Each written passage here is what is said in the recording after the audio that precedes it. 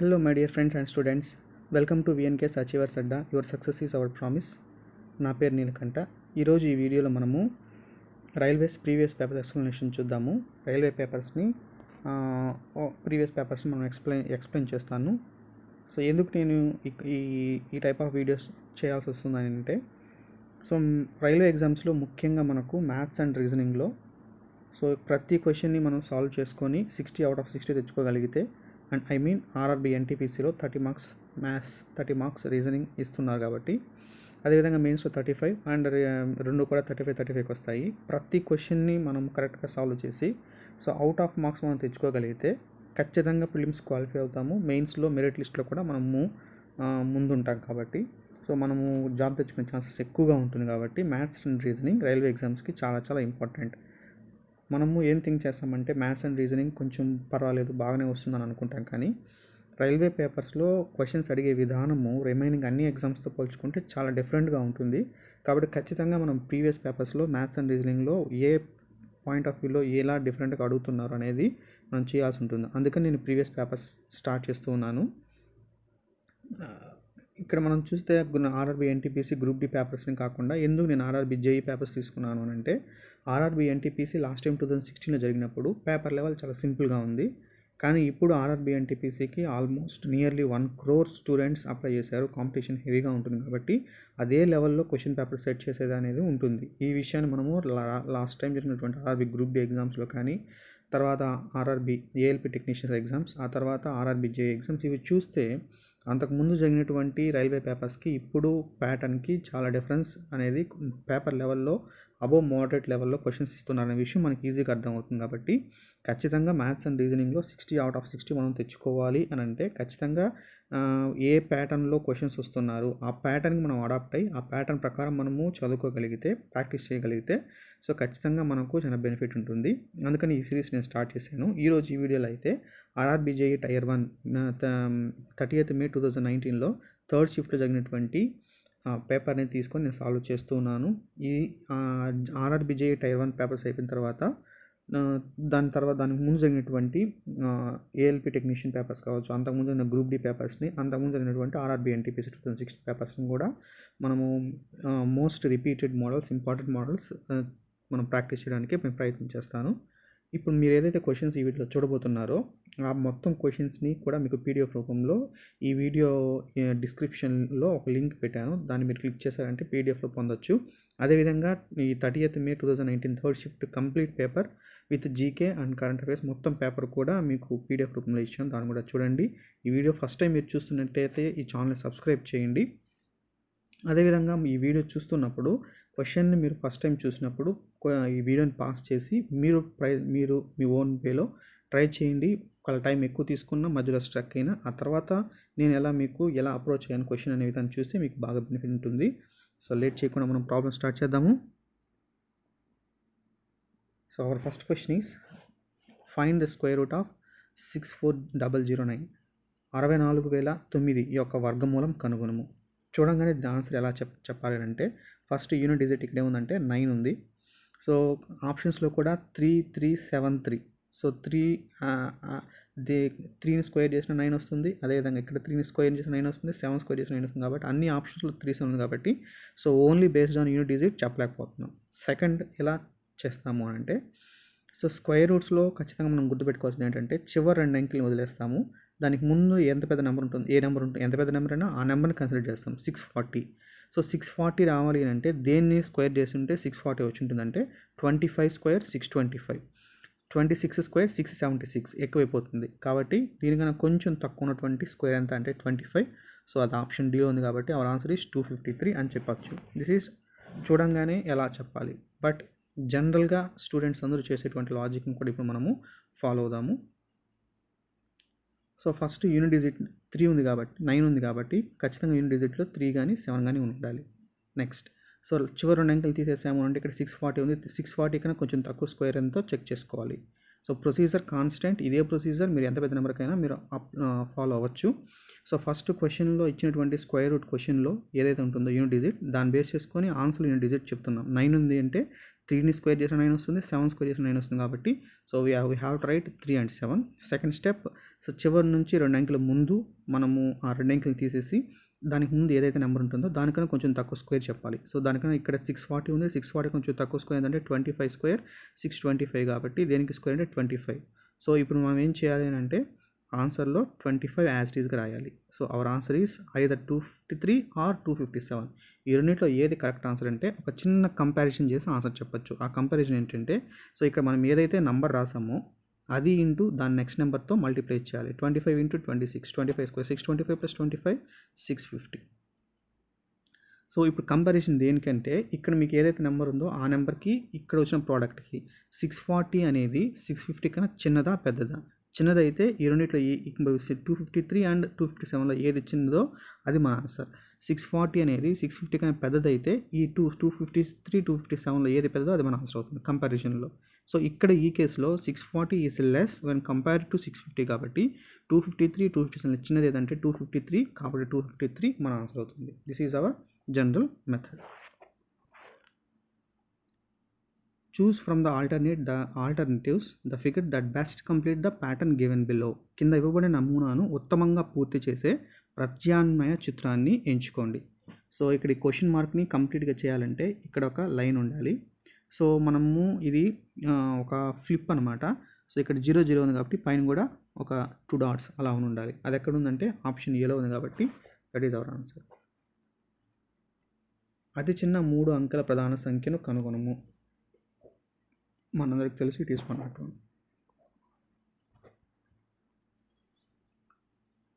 So ఇది మనకు చాలా ఇంపార్టెంట్ మోడల్, ఎక్కువగా మనకి ఇది రిపీట్ అవుతుంది.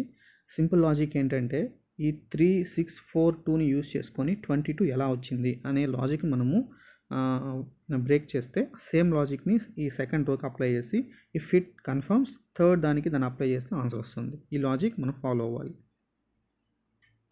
So here 6 4s are 24 minus 2 22, 3 7s are 21 minus 3 18.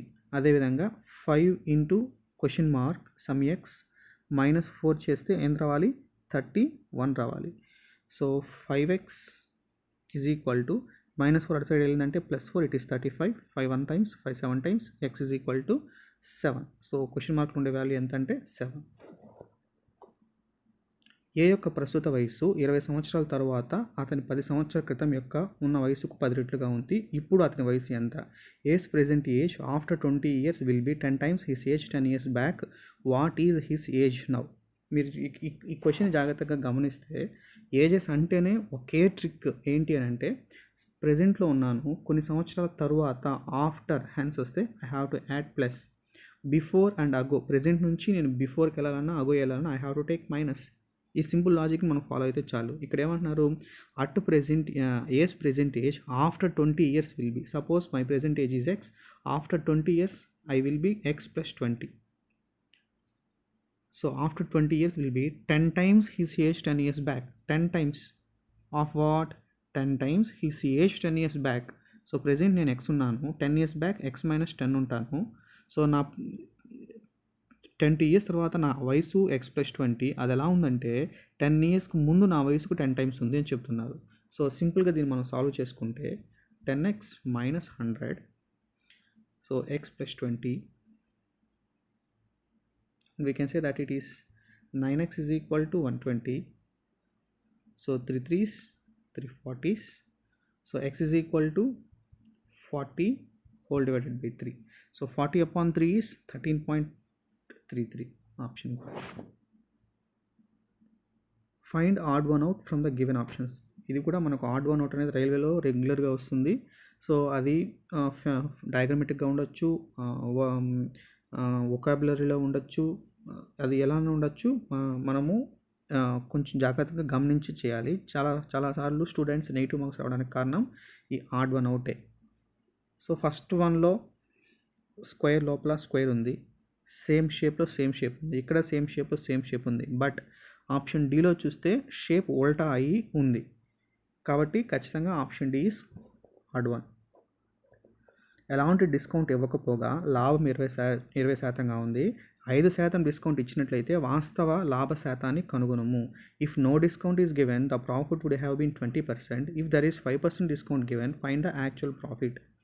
So నేను డిస్కౌంట్ ఇస్తున్నాను అంటే I will be given discount on market price. So ఇప్పుడు నేను డిస్కౌంట్ ఇవ్వలేదు అని అంటే ఎంఆర్పి ఎంత ఉంటుందో సెల్లింగ్ ప్రైస్ అంతే ఉంటుంది. So consider my cast price. కొన్న వేళ నేను 100 రూపాయలు లేదా 100% అని అనుకుంటాను. సో నాకు సిన్స్ సెల్లింగ్ ప్రైస్ 20% ప్రాఫిట్ వచ్చింది, డిస్కౌంట్ ఇవ్వకపోతే నాకు 20% ప్రాఫిట్ వచ్చిందంటే నా సెల్లింగ్ ప్రైస్ ఏమవుతుందంటే 120 అవుతుంది. కాబట్టి నా మార్కెట్ ప్రైస్ కూడా ఎంత ఉండాలి, 120నే ఉండాలి. వై? బికాస్ నేను డిస్కౌంట్ ఇవ్వలేదు అని అంటే మార్కెట్ ప్రైస్ సెల్లింగ్ ప్రైస్ ఈక్వల్గా ఉంటుంది. ఎంత ఎంఆర్పి ఉండిందో మార్కెట్ ప్రైస్ అంతే సెల్లింగ్ ప్రైస్ జరిగింది. కాబట్టి నో డిస్కౌంట్. ఇప్పుడు ఏమన్నారంటే ఒకవేళ 5% డిస్కౌంట్ ఇస్తే, నేను 5% డిస్కౌంట్ ఇచ్చాను అంటే దేనిపైన ఇస్తానండి, మార్కెట్ ప్రైస్ పైన ఇస్తాను. సో నేను డిస్కౌంట్ ఇచ్చాను 5% డిస్కౌంట్ ఇచ్చాను అంటే మార్కెట్ ప్రైస్ని 5% తగ్గించాను. సో మార్కెట్ ప్రైస్ని 5% తగ్గిస్తే సెకండ్ టైం సో డిస్కౌంట్ మారే కొద్దీ సెకండ్ టైం సెల్లింగ్ ప్రైస్ కూడా మారుతుంది. సో నా మార్కెట్ ప్రైస్ 120, దాన్ని నేను 5% తగ్గిస్తున్నాను అంటే it becomes 95/100. So which gives us 12 5s are 60, 12 9s are 108, 108 plus 6 114 whole divided by 10. So my selling price is 114. So నా కాస్ట్ ప్రైస్ 100, నా సెల్లింగ్ ప్రైస్ 114. సో ఎంత ప్రాఫిట్ వచ్చిందంటే ఈజీగా చెప్పచ్చు, it is 14%. It is 14%. So నలుపు, ఎరుపు మరియు పచ్చ రంగు పాచికలు ఒకేసారి దొర్లించారు. చూడండి ఇక్కడ ఎన్ని పాచికలు అంటే 3 పాచికలు ఉన్నాయి. Very most important. సో 3 పాచికలు ఉంటే ప్రాబ్లము, ఎటువంటి ప్రాబ్లం చేయడము ఖచ్చితంగా ఇంపాసిబుల్. సో ఖచ్చితంగా అది ఇంపాసిబుల్ అవుతుంది. అయితే ఒక చిన్న ట్రిక్ మీరు గుర్తుపెట్టుకోగలిగితే ఇటువంటి టైప్ ఆఫ్ క్వశ్చన్స్ కూడా మనం ఈజీగా చేయొచ్చు. సో అదేంటి అని అంటే 3 డైస్ మనము ఒకేసారి త్రో చేసినప్పుడు, దొర్లించినప్పుడు ఆ 3 డైస్ పైన సమ్ అనేది మినిమం 3 ఉంటుంది మ్యాక్సిమం. సో ఫస్ట్ డై పైన 6, సెకండ్ డైస్ పైన 6, థర్డ్ డైస్ పైన 6, 6 + 6 + 6 18. సో మినిమం 3 నుంచి స్టార్ట్ అయ్యి 4 రావచ్చు, 5 రావచ్చు, 6 రావచ్చు, 7 8 9 10 11 12 13 14 15 15 16 17 18. సో సమ్ మినిమం 3 నుంచి సమ్ మ్యాక్సిమం 18 వరకు రావచ్చు. అయితే ఎన్ని వేస్లో అది వస్తుంది, ఒక విషయం తెలుసుకోగలిగితే మీరు ప్రాబబిలిటీ ఈజీగా చెప్పచ్చు. వై? బికాస్ ప్రాబబిలిటీ అంటే ఏంటి అని అంటే so P of E is given by so total number of కేసెస్లో నెంబర్ ఆఫ్ ఫేవర్డ్ కేసెస్ ఎన్ని, శాంపుల్ స్పేస్లో మొత్తం ఈవెంట్స్ మనము ఈ ఈవెంట్ చేసినప్పుడు, ఈ 3 పాచికలను దొర్లించినప్పుడు టోటల్ ఈవెంట్స్ ఎన్ని వచ్చాయి అది డినామినేటర్లో ఉంటుంది. అయితే గ్రేటర్ దాన్ ఈక్వల్ టు 7 అనే సమ్ రావాలి అనేది ఎన్ని ఫేవర్డ్ కేసెస్లో జరిగింది. So P of E is given by N of E divided by N of S. N of E అంటే number of favoured events whole divided by total number of sample space events. So probability అంటే ఏంటి అని అంటే so మనకు కావాల్సినటువంటి సంఘటనలు divided by total ఎన్ని సంఘటనలు జరిగాయి. సో ఇది ప్రాబబిలిటీ. ఆ ప్రాబబిలిటీలో మనం కనుక్కునేటప్పుడు ఇక్కడ ఉన్నటువంటి బెస్ట్ లాజిక్, ఇటువంటి 3 డైస్ అనేది మనం మాన్యువల్గా చేయడం అనేది చాలా కష్టం. అయితే మాన్యువల్గా చేయడం అనేది చాలా కష్టం కాబట్టి దీనికి ఒక చిన్న లాజిక్ నేను మీకు చెప్తాను. సో మినిమం సమ్ 3 ఉంటుంది, మ్యాక్సిమం సమ్ 18. సో 3 అనే సమ్ ఎన్ని కేసులు వస్తుంది అంటే ఒకే వేలో వస్తుంది. అదేంటి అంటే ఫస్ట్ డై పైన 1 ఉండాలి, సెకండ్ డై పైన 1, థర్డ్ డై పైన 1 ఉండాలి. సో ఈ ఒక్క కేసులో మాత్రమే 3ని దొర్లించినప్పుడు 3 పైన 1 వస్తే వాటి సమ్ 3 అవుతుంది. ఇంకే పాసిబుల్ లేదు. అయితే 4 రావాలి అంటే 3 కేసెస్లో పాసిబుల్.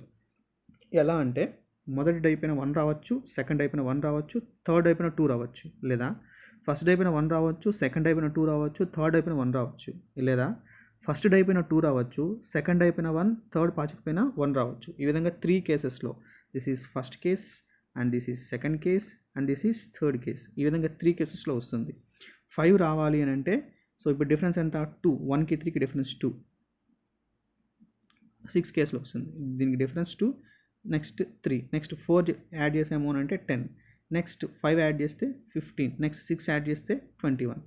సో ఇక్కడ నుంచి ఒక లాజిక్ ఫామ్ ఉంటుంది. 25, 10 రావాలి అని అంటే 27, 11 రావాలంటే 27, 12 రావాలంటే అగైన్ 25. 18 రావాలంటే కూడా ఒక కేసే అండి. అది ఏ కేసు అని అంటే 3 డైస్ పైన 6 రావాలి. ఒకే ఒక ఈవెంట్లో అది వస్తుంది. So one number of events where sum of digits on the 3 dice will be 18 will be 1. అదేవిధంగా ఇది 3 అంటే ఇక్కడ నుంచి రివర్స్ 1 2 ఇలా రాసాం కాబట్టి ఇక్కడ రివర్స్ 5 6 10 15 అండ్ ఇట్ ఈస్ 21. దీన్ని మీరు స్క్రీన్ షాట్ తీసుకున్నారు అని అంటే 3 డేస్ మామూలుగా చాలా టైం తీసుకుంటుంది అది మాన్యువల్గా చేయాలంటే. సో దీన్ని మీరు స్క్రీన్ షాట్ తీసుకొని మీరు చక్కగా నోట్ చేసుకున్నారు అని అంటే ఎగ్జామ్లో ఏ క్వశ్చన్ వచ్చినా చేయొచ్చు. ఇప్పుడు ఇక్కడ క్వశ్చన్ ఏంటి అని అంటే సో 1 డే వేస్తే టోటల్ నెంబర్ ఆఫ్ ఈవెంట్స్ 6 అవుతుంది. 2 డేస్ వేస్తే 6 స్క్వేర్ 36 ఈవెంట్స్ టోటల్ ఈవెంట్స్ వస్తాయి. 3 డేస్ వేస్తే 6 క్యూబ్. ఈ విధంగా 6 to the n డైస్ ఉన్నప్పుడు టోటల్ నెంబర్ ఆఫ్ ఈవెంట్స్ ఏదంటే 6 to the power of n అవుతుంది. ఈ విషయం కూడా మీరు గుర్తుపెట్టుకోండి, total number of events. So ఇప్పుడు ప్రాబబిలిటీ ఏంటి అని అంటే total number of events 3 days వేసాం కాబట్టి 6 క్యూబ్ 216 ఈవెంట్స్ వస్తాయి. ఇప్పుడు ఈ 216 నెంబర్ ఆఫ్ ఈవెంట్స్లో ఎన్ని ఈవెంట్స్లో greater than equal to 17 sum వస్తుంది అని అంటే 17 సమ్ రావాలి అని అంటే 3, నెక్స్ట్ 18 సమ్ రావాలంటే 1. మొత్తం ఎన్ని ఈవెంట్స్ వచ్చింది? 4 ఈవెంట్స్లో మాత్రమే వచ్చింది. Therefore probability is n of e 4 divided by n of s 216. Cancel చేసామంటే 4 1s 4 5 40 4 4s 1/54 ఆప్షన్ సి. కాబట్టి దీని స్క్రీన్ షాట్ తీసుకోండి. అదేవిధంగా ప్రాబబిలిటీ టాపిక్ నేను సపరేట్గా చేస్తాను. ఆ వీడియో కూడా మీరు చూసారంటే టోటల్ 2 డేస్ వచ్చినప్పుడు 3 డేస్ వచ్చినప్పుడు 4 డేస్ వచ్చినప్పుడు మీకు ఈ సమ్స్ ఎలా రాసుకోవాలి, క్వశ్చన్స్ని ఎలా చేయాలి అనే బేసిక్ ఐడియా మీకు వస్తుంది. ఒక బాలుడు తన సాధారణ వేగంలో 3/5 వంతు వేగంతో నడవడం ద్వారా పాఠశాలకు 14 నిమిషాల ఆలస్యంగా చేరాడు. సో 3/5, 3కి 5కి డిఫరెన్స్ ఎంత ఉందండి? 2. So 2 parts is equal to ఎంత ఆలస్యంగా చేరాడు? 14 నిమిషాలు. సాధారణ వేగంతో అతను పాఠశాలకు చేరేందుకు తీసుకున్న సమయాన్ని కనుగొనము. సాధారణ వేగం ఉంటే ఆల్వేస్ న్యూమరేటర్ ఎంత ఉంటుందో అంత. న్యూమరేటర్ 3 parts ఏమవుతుంది? So 2 1s 2 7 times 3 7s are 21 minutes. So answer 27 minutes. So మీకు ఈ టైప్ ఆఫ్ క్వశ్చన్స్లో అంటే వెళ్తున్న వేగంలో ఇంత భాగం వేగంతో వెళ్ళడం వలన లేట్ అయ్యింది, లేదా సో ఇదే ఫ్రాక్షన్ని రివర్స్ చేసి ఇచ్చారు అంటే తొందరగా వెళ్ళిపోతాడు. 5/3 అంటే ఇంకా తొందరగా వెళ్ళిపోతాడు. సో అలా ఇచ్చినప్పుడు ఆ ఫ్రాక్షన్కి న్యూమరేటర్ డినామినేటర్ ఎంత డిఫరెన్స్ ఉంటుందో that difference in parts will be so ఎంత ఆలస్యంగా వెళ్ళాడో ఎంత లేట్గా వెళ్ళాడో అది ఈక్వల్ చేసేస్తాము. మనకు కరెక్ట్ ఎగ్జాక్ట్గా ఎంత టైంలో వెళ్తాడు అంటే ఆల్వేస్ న్యూమరేటర్ తీసుకున్నాం. అసలు ఎందుకు ఈ షార్ట్ కట్ ఎందుకు చెప్పాను అని అంటే ఇది 3/4 వంతు వేగంతో వెళ్ళాడు అని అంటే 14 నిమిషాలు ఆలస్యంగా చేశాడు. సపోజ్ ఎస్ స్పీడ్తో వెళ్తే నేను టీ నిమిషాలు చేరుకుంటాను. కానీ ఎస్ స్పీడ్లో ఎలా వెళ్తున్నాను అంటే 3/5 వంతు వేగంతో వెళ్ళడం వలన నాకు టీ నిమిషాలు పట్టాల్సింది 14 నిమిషాలు ఎక్స్ట్రా పట్టింది. అయితే ఇక్కడ మనం గమనించాల్సిన విషయం ఏంటి అని అంటే సో ఎస్ నిమిషాల్లో డి డిస్టెన్స్ని టీ నిమిషాలు వెళ్తాడు. అదే దూరాన్ని అంటే so when distance is same, when distance D is equal to ఎస్టీలో డిస్టెన్స్ సేమ్ అయితే S inversely proportional to T అని చెప్పొచ్చు ఈజీగా. కాబట్టి ఇక్కడ మనం ఏం చెప్తున్నాము అని అంటే S1/S2 is equal to T2/T1 అని చెప్తాం. S1/S2 is equal to T2/T1 అని చెప్తాం.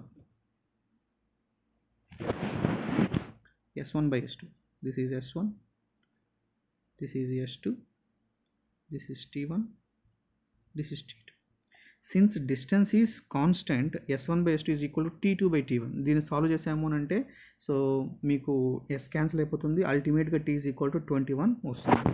సో ఇదంతా చేయకుండా రివర్స్లో మనం చెప్తున్నాం అనమాట. ఈ డిఫరెన్స్ ఏదైతే ఉందో ఆ డిఫరెన్స్ అనేది 2 parts. సో ఆ 2 parts అనేటువంటి డిఫరెన్స్ 14 minutes డిఫరెన్స్కి ఈక్వల్. సో 2 parts అనేది 14 minutes అయితే సో ఎగ్జాక్ట్గా వెళ్ళడానికి నాకు 3 parts టైం తీసుకుంటుంది కాబట్టి 3 parts అంటే 21. సో ఈజీగా ఆన్సర్ 21 అని చెప్పొచ్చు. లేదా జనరల్ మెథడ్లో అందరూ స్టూడెంట్స్ చేసినట్లే D is equal to ST లో డిస్టెన్స్ సేమ్ కాబట్టి S ప్రపోర్షనల్ 1/T అని వేసుకొని ఈ మోడల్లో చేసినా కూడా యూ విల్ గెట్ 21 minutes.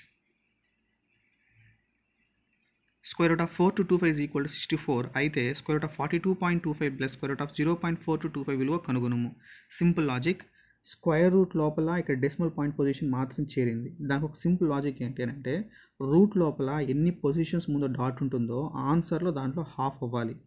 అంటే nth రూట్ అనేది ఉన్నిందంటే ఈ nth రూట్ లోపల ఎన్ని పొజిషన్స్ ఉంటే ఆన్సర్లో మనం చేసేటప్పుడు డివైడెడ్ బై n పొజిషన్స్ మనం చెప్పాలి. సపోజ్ ఇక్కడ స్క్వేర్ రూట్ ఉంటే ఆన్సర్ డివైడెడ్ బై 2 వస్తుంది. ఇక్కడ క్యూబ్ రూట్ ఉంటే ఆన్సర్ డివైడెడ్ బై 3 వస్తుంది. ఇక్కడ ఫోర్త్ రూట్ ఉంటే పొజిషన్స్ డివైడెడ్ బై 4 అవుతాయి. సో ఇక్కడ since it is square root లోపల ఎన్ని ఉంటే ఆన్సర్లో అన్ని పొజిషన్స్ ఇప్పుడు మనము హాఫ్ చేసి చెప్పాలి. ఫస్ట్ దాంట్లో సో ఖచ్చితంగా డెసిమల్ పాయింట్ లేకపోతే స్క్వేర్ రూట్ ఆఫ్ 42.25 కూడా 65 ఆన్సర్, ప్లస్ సెకండ్ దానికి కూడా 65 ఆన్సర్. అయితే ఎప్పుడైతే మనకు ఫస్ట్ దాంట్లో 2 పొజిషన్స్ ఉన్నాయో ఆన్సర్లో మనం ఏం చేయాలంటే 1 పొజిషన్ ముందు డాట్ తీసుకోవాలి, అంటే ఇక్కడ తీసుకోవాలి. సెకండ్ దాంట్లో 4 పొజిషన్స్ ముందు డాట్ ఉంది, అంటే 4/2 అంటే 2 పొజిషన్ డాట్ చెప్పాలి. 1 2 ఇక్కడ ఉండాలి dot. So 6.5 plus 0.65. If we add all this, we will get what? 7.15, which is fourth option. Two fractions are such that their product is 3/4 and quotient is 1/3. The numerator one fraction is 1/3 of other fractions numerator. Find the fraction. రెండు భిన్నాల లబ్ధము 3/4 మరియు భాగఫలము 1/3. ఇక్కడ చూస్తే దీన్ని general మెథడ్లో చేయడం కన్నా question చూడంగానే option verification very much simple. చూస్తే రెండు భిన్నాల లబ్ధం 3/4 చూద్దాము. So 1/2 into 6/5. సో ఫస్ట్ది కాదు, ఎందుకంటే వాటిని ప్రొడక్ట్ చేస్తే 3/5 వచ్చింది. మనకేం రావాలంటే 3/4 రావాలి. సెకండ్ దాన్ని చూస్తే 1/3 ఇంటూ 9/5. సో అగైన్ 3 3 3/5, ఇది కూడా కాదు. ఫోర్త్ది so 1/2 into 3/2 which is 3/4. Maybe option C అయ్యి ఉండొచ్చు, ఎందుకంటే 3/4 వచ్చింది కాబట్టి. Fourth 1/3 into 4/5 which is 4/15. So ఇది కూడా కాదు. సో ఒక ఆప్షన్లో ఉన్నది మాత్రమే ప్రోడక్ట్ 3/4 వచ్చింది, మిగతా అవేవి రాలేదు. కాబట్టి రిమైనింగ్ కండిషన్స్ చెక్ చేయాల్సిన అవసరం కూడా లేకుండా ఆప్షన్స్ 3 ఈజ్ కరెక్ట్ ఆన్సర్ అని చెప్పేయచ్చు. అరుణ్ తూర్పు వైపు 10 మీటర్లు నడిచి కుడివైపు తిరిగి 10 మీటర్లు నడిచాడు. ఆ తర్వాత ప్రతిసారి ఎడమ వైపు తిరుగుతూ 5 15 మీటర్లు నడిచాడు. అతడు ఇప్పుడు ప్రారంభించిన స్థానం నుండి ఎంత దూరంలో ఉన్నాడు? సో ఇక్కడ మనం గమనిస్తే అండి, Arun walks 10 metres towards east. So ఈ డైరెక్షన్స్ ప్రాబ్లమ్స్ చేసేటప్పుడు మనం ఏం గుర్తుపెట్టుకోవాలి అని అంటే, so this is east, west, north, south. So ఈ డైరెక్షన్స్ గుర్తుపెట్టుకొని మనం ప్రాబ్లమ్ చేయగలిగితే it will be simple for us. So Arun walks 10 metres towards east. So 10 metres east వైపు నడిచాడు. Then 10 meters to his right. From here, right will be this. Again he walks for 10. Then every time turning to his left, ప్రతిసారి time వైపు తిరిగి 5 15 మీటర్లు నడిచాడు. So ఈ పొజిషన్లో నాకు లెఫ్ట్ ఏమవుతుంది అని అంటే it will be left 5. Again అక్కడి నుండి మళ్ళీ ఏం చేశాడు అంటే లెఫ్ట్ తీసుకెళ్ళాడు 15. So this is 10 and this is 5. From here to hear it is 10 and this is 5. లెఫ్ట్కి వెళ్ళాడు. అగైన్ ఇతను ఏం చేశాడు అంటే 15 తిరిగాడు. So left. So this is 5 and this is 10. ఇక్కడికి వచ్చాడు, స్టార్టింగ్ పొజిషన్కి ఇక్కడికి వచ్చాడండి. So this is 5 and this is 10 15. So how far he is from the starting point? This is starting point and this is ending point. So how much distance he covered? This is 5. Since ఇది 5 కాబట్టి ఖచ్చితంగా ఇక్కడ కూడా 5. So our answer is 5. 5 విలువల మధ్య విస్తృతి 36. ప్రతి విలువ రెట్టింపు అయితే ప్రామాణిక విచలము కనుగొనము. సో ఫస్ట్ మీకు వేరియన్స్కి స్టాండర్డ్ డీవియేషన్కి బేసిక్ మీనింగ్ తెలియాలి. సో వేరియన్స్ అంటే ఏంటి అని అంటే, variance is given by sigma X minus X bar whole square whole divided by N. So ఇది వేరియన్స్. సిగ్మా స్క్వేర్ని ఏమంటారు అని అంటే వేరియన్స్ అని అంటారు. Then what is the sigma అంటే square root. What is standard deviation అంటే సిగ్మాని స్టాండర్డ్ డీవియేషన్ అంటారు. అంటే square root of sigma X minus X bar whole square divided by ఎన్ అని ఏమంటారు అని అంటే స్టాండర్డ్ డీవియేషన్. సో బేసిక్గా ఈ మీనింగ్, ఈ డిఫరెన్స్ మనకు అర్థమైందంటే ఆ ప్రాబ్లం అంత కష్టం ఏం కాదు, చాలా సింపుల్. ఇక్కడ ఏమంటే 5 వాల్యూస్ యొక్క వేరియన్స్ 36 అన్నారండి. అంటే 36 అంటున్నారంటే ఇప్పుడు ఆ వాల్యూస్ నేను ఏమనుకోవచ్చు అని ఏమనుకోవచ్చు అని అంటే, suppose x1, x2, x3, x4, x5 వాటి యొక్క వేరియన్స్ 36 అన్నారు. Okay, if each value doubles, ఇక్కడ ఎక్స్ బార్ అంటే ఏంటంటే యావరేజ్ అండి, ఎక్స్ అంటే ఈచ్ వాల్యూ అంటే ఎక్స్ ఫస్ట్ టైం సిగ్మా అంటే ఏంటంటే ఒక్కొక్కసారి ఒక్కొక్క వాల్యూ సబ్స్టిట్యూట్ చేసుకుంటూ సిగ్మా అంటే ప్లస్ చేయండి అని అర్థం. మీకు ఇంకా చెప్పాలంటే సిగ్మా i = 1 to n ఉంటుందండి. అంటే 1 నుంచి 5 వరకు ఎక్స్ వాల్యూలో x1, x2 సబ్స్టిట్యూట్ చేసుకుంటూ ప్లస్ చేసుకుంటూ చేయాలి. మనకు అందరికి తెలుసు ఆ విషయము. ఇప్పుడు ఇచ్చిన కేసు ఏంటంటే if each value is doubled 2 times అయితే, అంటే నాకు ఇక్కడ ఆన్సర్ ఏమొస్తుందంటే ఎక్స్ ప్లేస్లో 2x1 అవుతుంది, x2 అనేది 2x2 అవుతుంది, x3 2x3, ఆ విధంగా ప్రతి వాల్యూ కూడా డబుల్ అయ్యింది. కాబట్టి నాకు యావరేజ్ కూడా ఏమవుతుంది, ఇంతకుముందు ఎక్స్ బార్ ఉన్నింది, ఇప్పుడు 2x బార్ అవుతుంది, రైట్? ఎందుకంటే each value doubles, average also double. ఇప్పుడు if each value divided by n, average also divided by n. If each value increased by some value, average also increased by same value. ఇది మనకు average concept మనందరికీ తెలుసు. కాబట్టి ఇప్పుడు మనం variance ఏం చేస్తున్నాము అంటే సో ఎక్స్ ప్లేస్లో 2x1 సబ్స్టిట్యూట్ చేస్తాను, minus average 2x1 divided by 5 plus. So ఈ విధంగా నేను ప్రతి దాన్ని రాసుకుంటే నాకు ఇక్కడ ఏమొస్తుందంటే 2 అనే వర్డ్ మాత్రం ఎక్స్ట్రా వస్తుంది, రైట్? 2 అనే వర్డ్ మాత్రం ఎక్స్ట్రా వస్తుంది.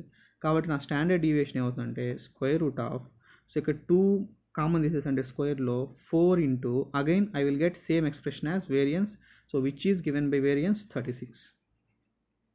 సో 4కి √2, 36 అంటే 6, 6 2s are 12. కాబట్టి మీకు ఈ బేసిక్ ఫామ్లో గుర్తుపెట్టుకోండి, sigma square is called variance, sigma which is √, variance is called standard deviation which is given by the formula sigma i = 1 to n x minus xi x bar whole square whole divided by n. If rupees 750 is divided into 3 parts x, y, z such that x minus 5, y minus 10, z minus 15 is equal to 5:4:3, then find the share of x, y, z respectively.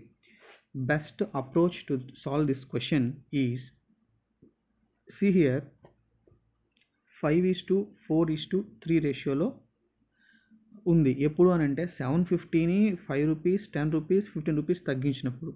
So తగ్గించాను అంటే మొత్తం ఎంత తగ్గించాను, 5, 10, 15 which is almost 30 rupees తగ్గించేసాను. అంటే ఈ 750 కాదు నేను ఈ రేషియోలో డివైడ్ చేయాల్సింది. ఈ రేషియోలో దేని డివైడ్ చేయాలంటే సో మొత్తం 5 రూపీస్, 10 రూపీస్, 15 రూపీస్ తగ్గించిన తర్వాత అంటే 720, 30 రూపీస్ పోతే ఇంకా 720 నేను ఏ రేషియో డివైడ్ చేశాను అంటే 5:4:3. కాబట్టి నాకు ఫస్ట్ పార్ట్ ఏమవుతుంది అని అంటే 5 divided by 5 + 4 + 3 12 into 720. So it is 60, 300. First part will be 300. ఈ 300 ఎప్పుడు 5 రూపీస్ తగ్గిస్తే, కాబట్టి యాక్చువల్ షేర్ ఎంత అవుతుందంటే 300 + 5, 305. ఫస్ట్ ఆప్షన్లోనే ఉంది అది, ఇంకా దేంట్లో కూడా 305 లేదు. సో అయినా కూడా సెకండ్ చెక్ చేద్దాం ఒకసారి. సో సెకండ్ పార్ట్ 4 పార్ట్స్ ఉంది, 4 parts of 4 out of 12 of total 720, again 60 times it is 240. So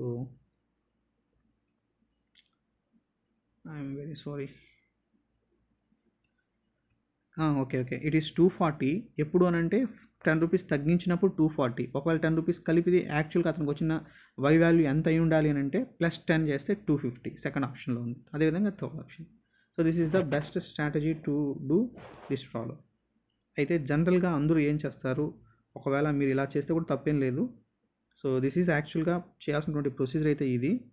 అయితే చాలామందికి ఇది అలవాటు ఉండదు.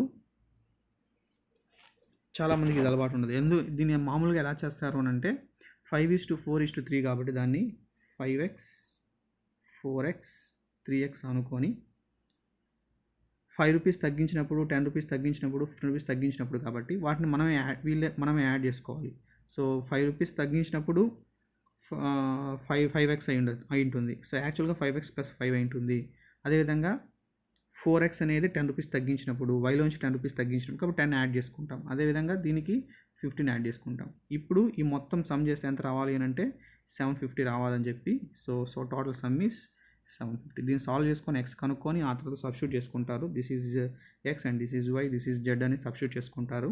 అలా చేయడంలో కూడా తప్పలేదు, but it will take lot of time.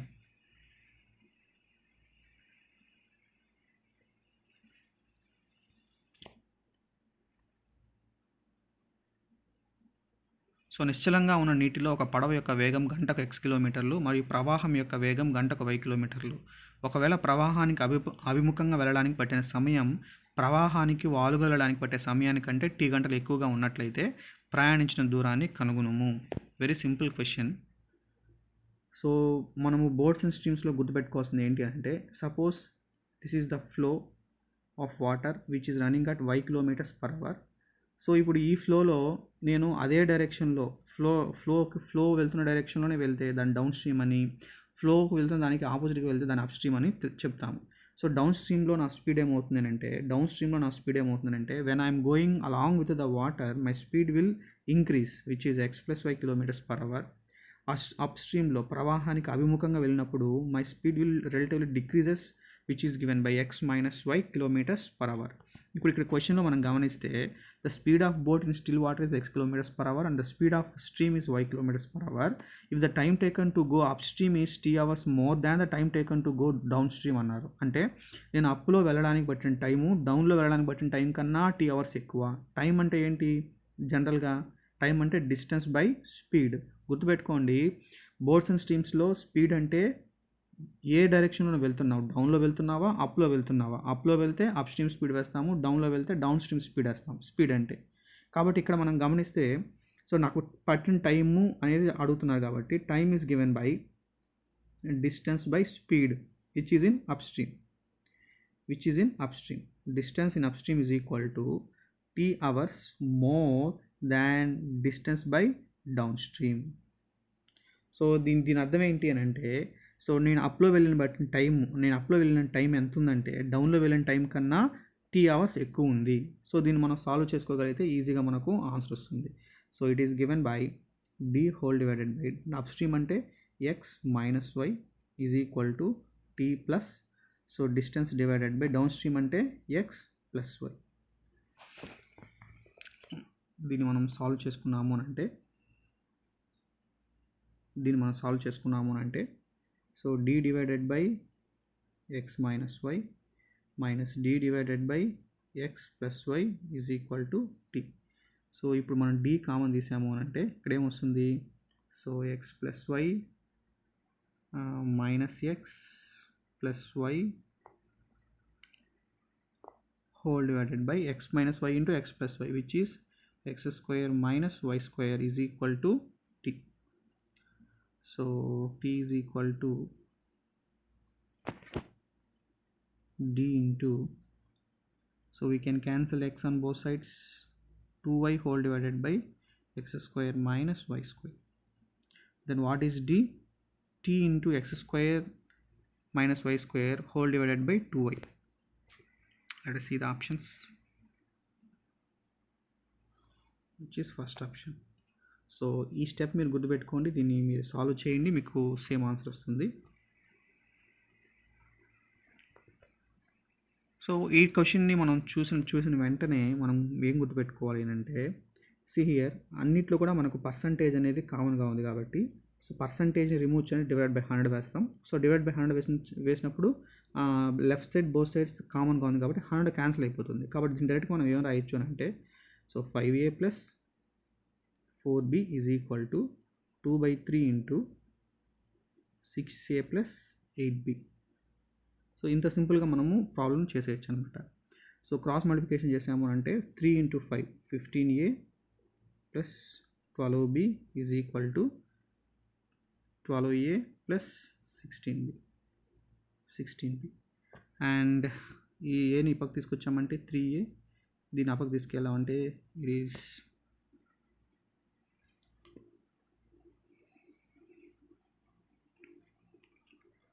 it is 4b. So what is a is to b? 4 is to 3. So ఈ విధంగా మనం ప్రాబ్లం చేయొచ్చు. సో ఈ వీడియోలో మీకు ఫస్ట్ నుంచి లాస్ట్ వరకు చూడండి. సో చూసిన తర్వాత మీకు ఎక్కడైనా డౌట్స్ వచ్చి ఉంటే కామెంట్స్లో వాటిని పోస్ట్ చేయండి. ఈ వీడియో మీకు నచ్చినట్లయితే లైక్ చేయండి, మీ ఫ్రెండ్స్ అందరికీ షేర్ చేయండి. Thank you for watching this video. Thank you one and all.